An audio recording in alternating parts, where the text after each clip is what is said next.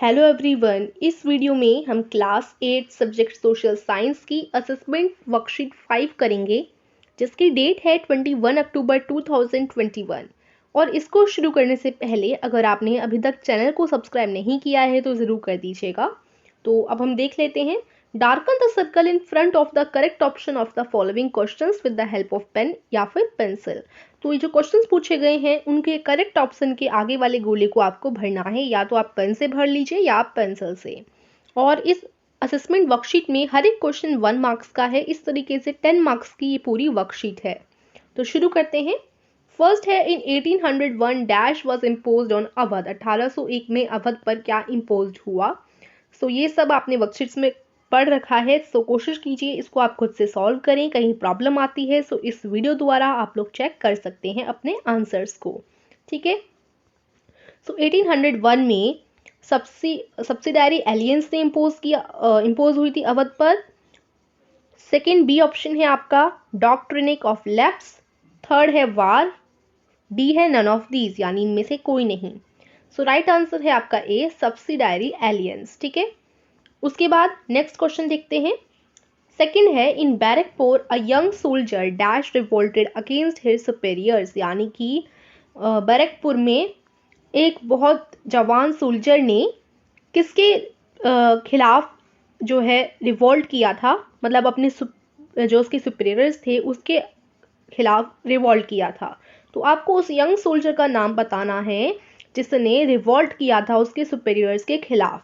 सो तांतिया तोप, मंगल पांडे, नाना साहेब या none of these, कौन सा इसका राइट आंसर है। कौन था वो यंग सोल्जर।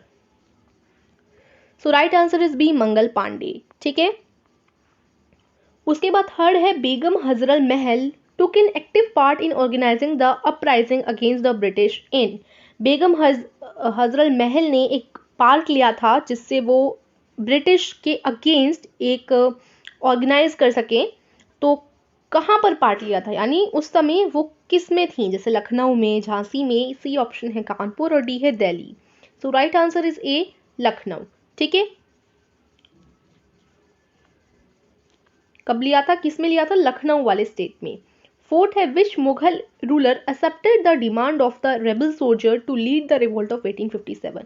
कौन से मुगल रूलर ने एक्सेप्ट कर ली थी डिमांड सोल्जर्स की जिससे वो रिवोल्ट करवा सकें 1857 में। सो अकबर ने, जहांगीर ने, औरंगजेब ने या बहादुर शाह जफर ने। सो right answer is D, Bahadur Shah Zafar. उसके बाद देखते हैं हम अपना फिफ्थ क्वेश्चन, जिसमें पूछा गया है, which of the following led revolt of 1857 in Bihar. So इन सब ऑप्शंस में से किन्होंने जंग लड़ी थी 1857 में बिहार में। तो बिहार की बात है, बिहार में 1857 में किसने जो है रिवोल्ट लड़ी थी। ठीक है, led revolt. Ahmadullah Shah, B है नाना साहेब, सी है कुंवर सिंह और डी है Avanti Bai Lodhi. So right answer है सी, कुंवर सिंह। ठीक है, C is the right answer.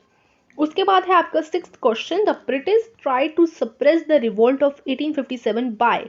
British ने जो रिवोल्ट था 1857 का उसे रोकने की किस प्रकार से कोशिश की। फोर्स का इस्तेमाल करके, या फिर announcing rewards for loyal land holders, जो लॉयल हैं, जो एकदम वो हॉनेस्ट हैं, ऑनेस्ट लैंड होल्डर्स के लिए उन्होंने रिवार्ड रखने का अनाउंस किया था। ए और बी दोनों ऑप्शन करेक्ट हैं, या इनमें से कोई नहीं, none of these. So British ने सप्रेस की थी revolt of 1857 by both A and B, यानी फोर्स का भी इस्तेमाल कर और रिवार्ड भी अनाउंस करे थे लॉयल लैंड होल्डर्स के लिए। उसके बाद सेवंथ क्वेश्चन है, after the revolt governor general of India was given the title of. उस रिवोल्ट के बाद जो गवर्नर जनरल थे इंडिया के, उन्हें किसकी उपाधि दे दी गई, यानी उनके टाइटल कौन सा पड़ गया। ए ऑप्शन है लॉर्ड, बी ऑप्शन है विक्राय, सी ऑप्शन है एम्पेरर और डी ऑप्शन है none of these. So right answer is B, viceroy. उसके बाद आपका नेक्स्ट क्वेश्चन देखते हैं, question number 8, which of the following was the result of revolt in 1857। 1857 के रिवोल्ट का रिजल्ट क्या निकला था। जो इंडिया के सोल्जर थे आर्मी में वो बहुत ज़्यादा कम हो गए थे, घट गई थी उनकी संख्या। बी है, soldier from Gurkhas Sikhs and Pathans were increase. Gurkhas Singh और पाठन्स जो सोल्जर थे वो बढ़ गई थी उनकी आबादी। सी है, India was place directly under the British crown, British crown के अंदर ही इंडिया को रख दिया गया था, या all of the above. So right answer is all of the above. ठीक है, डी राइट आंसर है। उसके बाद आपका आता है in the questions 9 to 10 given below, 9 और 10 दो क्वेश्चन दे रखे हैं नीचे और उनके लिए दो स्टेटमेंट्स दी गई है। पहला असर्शन दिया गया है और रीजन दिया गया है। तो आपको स्टेटमेंट को पढ़ना है और सर्कल को डार्कन करना है करेक्ट ऑप्शन के सर्कल को। ठीक है, तो सबसे पहले करेंगे क्या, देखो 9th ऑप्शन देखते हैं, उसका असर्शन देखते हैं और रीजन देखते हैं, यानी क्या हुआ और किस वजह से हुआ। तो देखो असर्शन ए में बताया गया है कि 1830 के बाद जो कंपनी थी उसने क्रिश्चियन मिशनरीज को अलाउ कर दिया था कि वो फंक्शन कर सकते हैं फ्रीली। ठीक है, तो ये असर्शन दिया गया है कि ये तो हुआ था। सो ये तो राइट है। 1830 में जो कंपनी थी उन्होंने अलाउ कर दिया था क्रिश्चियन मिशनरीज को फंक्शन फ्रीली करने के लिए, फंक्शन देने के लिए फ्रीली। सो ये असर्शन तो राइट दी गई है। अब देखते हैं ऐसा क्यों किया था कंपनी ने। 1850 में एक नया लॉ पास किया गया था कन्वर्जन बनाने के लिए, क्रिश्चियनिटी को ईजी बनाने के लिए, यानी कोई भी क्रिश्चियनिटी ईजिली जो है अपना सकता है। 1850 में लॉ बना था, इसी वजह से जो कंपनी थी उन्होंने क्रिश्चियन मिशनरीज को फंक्शन फ्रीली करने के लिए अलाउ किया था।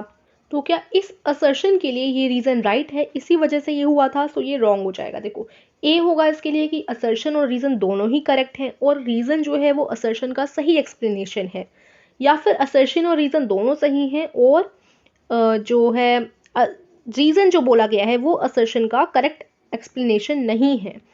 ए और आर इनकरेक्ट है या फिर असर्शन और रीजन करेक्ट है। सो ये सारे ऑप्शंस हैं। तो देखो इसमें असर्शन तो करेक्ट है, लेकिन जो रीजन बताया गया कि इसी वजह से ये असर्शन हुआ, ये जो है गलत है। सो यानी इसका बी जो है हो जाएगा सही आंसर। ठीक है, यानी बी में क्या बोला गया है कि असर्शन ए और रीजन आर ट्रू हैं, लेकिन दोनों ही चीजें हुई थी, लेकिन जो रीजन है वो करेक्ट एक्सप्लेनेशन नहीं है असर्शन का। ठीक है, अब आपका 10th देखते हैं। 10th में जो असर्शन है वो है कि 1824 में जो सिपाही थे उन्होंने रिफ्यूज कर दिया था Burma through sea route go to Burma. मतलब जो 1824 की बात है, जो सिपाही थे उन्होंने बर्मा जाने के लिए नदी के रास्ते से, सी के रास्ते से मना कर दिया था। सो ये तो राइट है। अब क्यों मना किया था वो रीजन में हम लोग पढ़ते हैं और जानते हैं कि रीजन सही है, यानी 1824 में उन्होंने इसलिए मना किया था कि many believe that they will lose their religion and caste if the cross सी।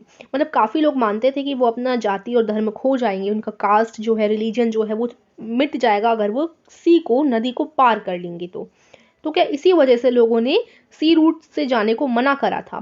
क्या यही वजह थी कि वो मानते थे कि रिलीजन और कास्ट उनका नहीं रहेगा जब वो क्रॉस करेंगे सी को? तो देखिए दोनों ही करेक्ट है और ये सही एक्सप्लेनेशन है। जो रीजन दे रखा है वो सही एक्सप्लेनेशन है असर्शन का।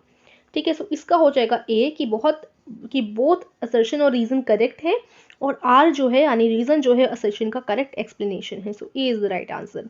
ठीक है, इस तरीके से आज का असेसमेंट फिनिश होता है। और देखिए कि आपको पता है वेबसाइट क्या होती है, ये हमारा थोड़ा अलग टॉपिक है। वेबसाइट क्या होती है, वेबसाइट कैसे बनाई जाती है और कितने प्रकार की होती हैं वेबसाइट, ये सब जानने के लिए आप डिस्क्रिप्शन में जाइए। डिस्क्रिप्शन में एक लिंक दे दिया वीडियो की, वहाँ जाकर ये सब आप पता कर सकते हैं। और ऐसे ही डिजिटल चीज़ें जानने के लिए अगर आपको कोई भी डिजिटली प्रॉब्लम आती है कि हम ऐप कैसे बनाएं, अगर आपको जानना है कोडिंग क्या होती है, तो ऐसी ही डिजिटल चीज़ों के लिए हमने जो है एक नया चैनल है लिंक डिजिटल, उसकी भी लिंक मैं आपको डिस्क्रिप्शन में दे दूंगी। वहाँ जाकर जो है उसको सब्सक्राइब कर दीजिए चैनल को और बेल आइकन को प्रेस कर दीजिएगा, जिससे ऐसे ही डिजिटल वीडियोस की नोटिफिकेशन आपको मिलती रहे और आप जान सकें इस बारे में। उसमें सर आपको बताते हैं। ठीक है, सो वीडियो को लाइक कीजिएगा, चैनल को सब्सक्राइब कीजिएगा। यहीं पर आज का असेसमेंट फिनिश होता है। Thank you.